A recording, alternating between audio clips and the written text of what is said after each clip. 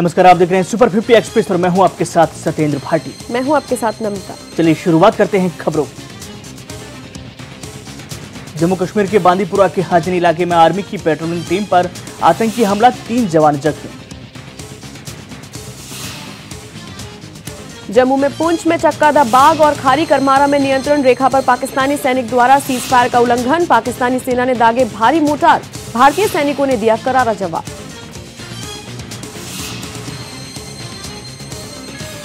हिजबुल मुजाहिदीन के आतंकी बुरहान वानी की मौत को हो गए हैं 1 साल पूरे। बुरहान की पहली बरसी के मौके पर तनाव की आशंका के चलते कश्मीर में हाई अलर्ट।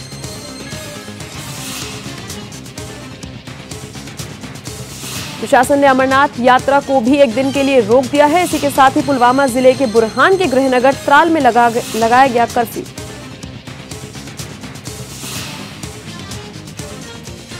साथ ही श्रीनगर में धारा 144 लागू, सभी शिक्षक संस्थानों में हुआ छुट्टी का ऐलान।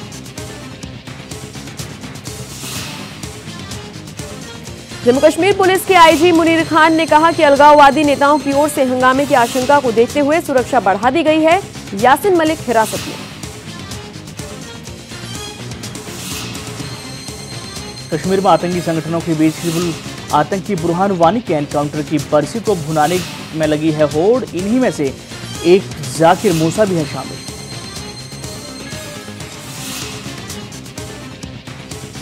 जाकिर मूसा खुद को कश्मीर का पोस्टर बॉय मानता है। कश्मीर में खलीफत की दुहाई देते हुए मूसा सोशल मीडिया पर खूब वीडियोस और ऑडियो प्रचारित कर रहा है। कांग्रेस ने अपने नेता सैफुद्दीन सोज के उस बयान को खुद से किया अलग, जिसमें उन्होंने बुरहान वानी के जिंदा होने पर उनसे बातचीत करने की कही थी बात।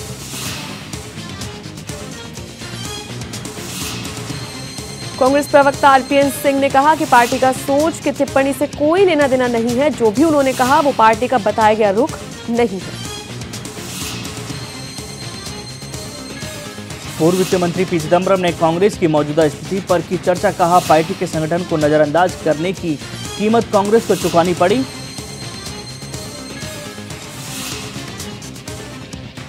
चिदम्बरम ने कहा कि देखते ही देखते जिला और प्रदेश स्तर पर उनकी पार्टी कमजोर होती रही और हमने कुछ नहीं किया। कांग्रेस अध्यक्ष की ओर इशारा करते हुए उन्होंने कहा कि जाहिर है सोनिया गांधी पार्टी की अध्यक्ष थी तो जिम्मेदारी भी उन्हीं की बनती है।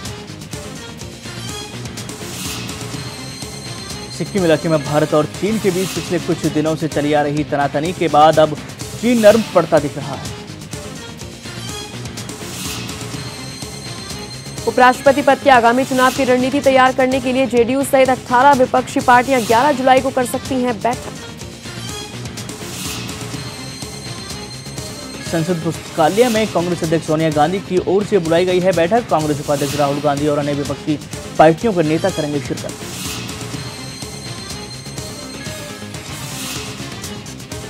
दिल्ली विश्वविद्यालय बीकॉम और बीए के प्रोग्राम के लिए छात्रों के लिए सिलेबस में जीएसटी को शामिल करने की बना रहा है योजना। प्रस्ताव को विश्वविद्यालय की शैक्षणिक परिषद ने दी मंजूरी। असम में बाढ़ का कहर लगातार जारी। बाढ़ के कारण मरने वालों की संख्या बढ़कर 19, जबकि 15 जिलों में 4 लाख से अधिक लोग प्रभावित। राज्य सरकार ने 128 राहत शिविर बनाए। मुख्यमंत्री सर्बानंद सोनोवाल ने स्थिति का जायजा लिया।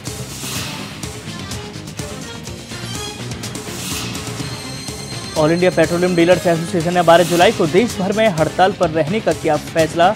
एसोसिएशन का ऐलान, 12 जुलाई को देश भर में डीलर्स ना तेल खरीदेंगे ना बेचेंगे। अपनी मांगों पर लगातार अड़े पेट्रोल पंप मालिकों ने जाहिर की नाराजगी। मांगे पूरी न होने से है नाराज।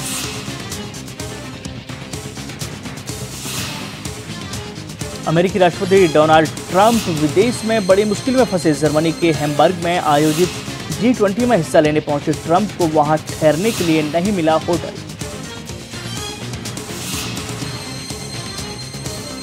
जर्मनी के हैम्बर्ग में G20 समिट में शरीक होने आए चीनी राष्ट्रपति शी जिनपिंग विवादों को शांतिपूर्ण ढंग से हल करने की बात करते हुए नजर आए। चीनी राष्ट्रपति जिनपिंग ने G20 समिट से इतर ब्रिक्स देशों से की अपील कि वे क्षेत्रीय संघर्ष और विवादों का राजनीतिक व शांतिपूर्ण तरीके से खोजें समाधान। दिल्ली हाईकोर्ट ने कहा कि यहां सार्वजनिक कार्यक्रमों के दौरान कथित तौर पर आत्महत्या करने वाले 2 लोगों के परिजनों को मुआवजा देने का आप सरकार का फैसला गलत मिसाल पेश करेगा। कार्यवाहक मुख्य न्यायाधीश गीता मित्तल और न्यायमूर्ति सी हरिशंकर की पीठ ने दिल्ली सरकार को सलाह दी कि ऐसे लोगों को शहीद का दर्जा देने के फैसले को वापस लिया जाए। पीठ ने कहा, पैसा करदाताओं का है। पीठ ने दिल्ली सरकार से कहा कि आपका आदेश दूसरों के लिए गलत मिसाल पेश करेगा, इसे दूसरों के लिए उदाहरण के तौर पर पेश किया जा सकता है। पीठ ने कहा, हम यहाँ नागरिकों के अधिकारों को देखने के लिए हैं।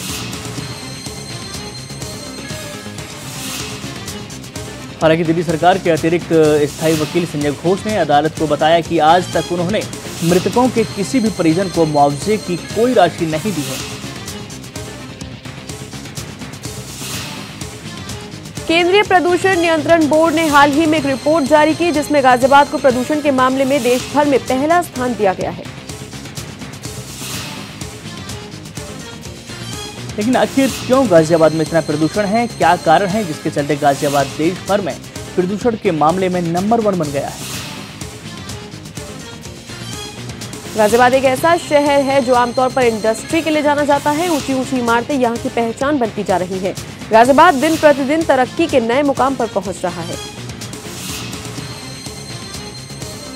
केंद्रीय प्रदूषण नियंत्रण बोर्ड ने पिछले 3 वर्षों की विशेष जांच के आधार पर एक रिपोर्ट की तैयार। इस रिपोर्ट के अनुसार देश के 94 शहरों में से प्रदूषण तेजी से बढ़ रहा है।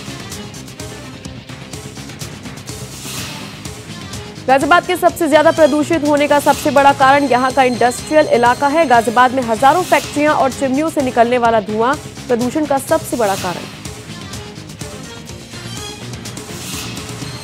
सीबीआई की दबिश के बाद पूरे मामले पर सफाई देने के लिए आरजेडी प्रमुख लालू प्रसाद यादव और उनके बेटे तेजस्वी यादव मीडिया के सामने आए। लालू ने पटना में प्रेस कॉन्फ्रेंस में कहा कि नरेंद्र मोदी और अमित शाह के इशारे पर उनके परिवार को परेशान करने के लिए सीबीआई का इस्तेमाल किया जा रहा है। आरजेडी सुप्रीमो ने कहा, मैं चारा घोटाले के मामले की सुनवाई के लिए रांची में था। वहीं सुबह मुझे पता चला कि सीबीआई के 17 अधिकारी मेरे घर पर छापा मारने आ गए हैं। इसी के साथ उन्होंने सवाल किया कि इस कथित घोटाले के समय तेजस्वी तो नाबालिग था, तो ऐसे में उसके खिलाफ केस कैसे दर्ज कर लिया गया।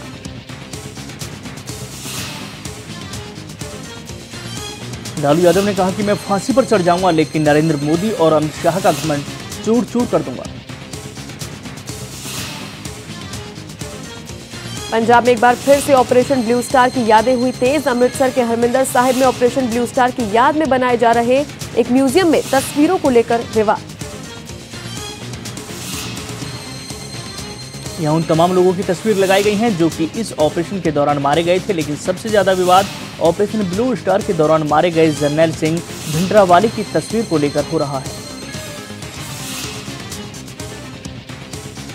हैदराबाद की रहने वाली 3 साल की बच्ची अहाना खून के आंसू रोने के लिए मजबूर। इस बीमारी के इलाज के लिए माता पिता ने लगाई पीएम मोदी से गुहार।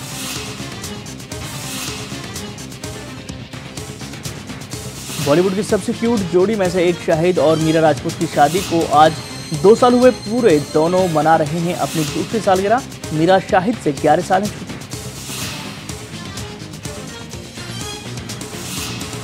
न्याय के लिए गलत और बहुत गलत के बीच जूझती है श्रीदेवी की मॉम। इस फिल्म की कहानी बहुत ही साधारण है, लेकिन इसे श्रीदेवी की बेहतरीन एक्टिंग ने बनाया असाधारण। बॉलीवुड अभिनेत्री करीना कपूर खान हमेशा अपने स्टाइल को लेकर रहती हैं चर्चाओं में। मलेशिया में एक स्टोर की ओपनिंग करने पहुंची करीना बेहद ही बोल्ड लुक में आई नजर।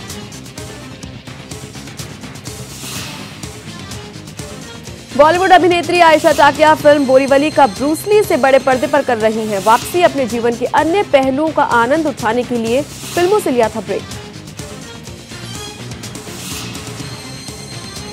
अभिनेता वरुण धवन ने अपनी आगामी फिल्म जुड़वा 2 के क्लाइमैक्स की शूटिंग की पूरी। वरुण ने जुड़वा 2 के सेट से ट्विटर के जरिए अपने फ्रेंड्स के साथ एक वीडियो की शेयर।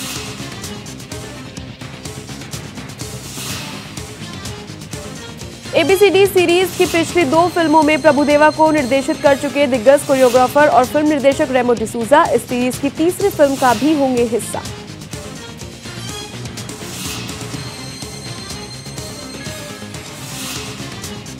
वेस्ट इंडीज दौरे के बाद अब टीम इंडिया इसी महीने 3 टेस्ट, 5 वनडे और 1 T20 मैच की सीरीज खेलने के लिए श्रीलंका दौरे पर जाएगी। 26 जुलाई को होगा पहला मुकाबला। आज पूर्व क्रिकेटर सौरव गांगुली अपना 45वां जन्मदिन मना रहे हैं। क्रिकेट जगत के साथ साथ कई बड़ी हस्तियों ने उन्हें शुभकामनाएं दी। विराट कोहली ने तोड़ा क्रिकेट के भगवान सचिन तेंदुलकर का रिकॉर्ड। सचिन को 232 पारियों में 17 शतक के रिकॉर्ड को तोड़ा।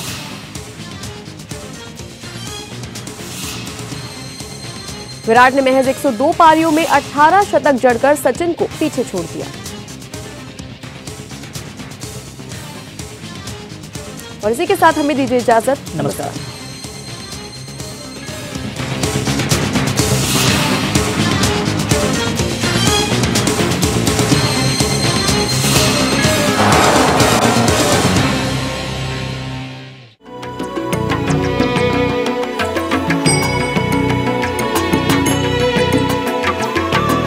सर्वधर्म संगम, धर्म के सच्चे प्रहरी।